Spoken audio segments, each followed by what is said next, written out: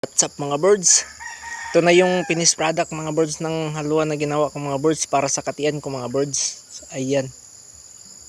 Yan siya mga birds. So suwak na suwak sa katian mga birds. Yan o. Ayan.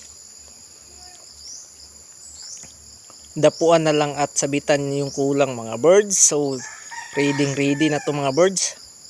Ayan.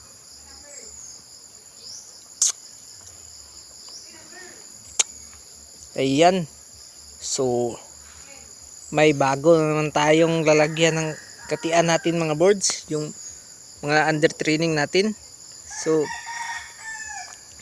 talagang matibay na to mga birds kasi may nakasuportang brace. So may dagdag na poste. So yan o.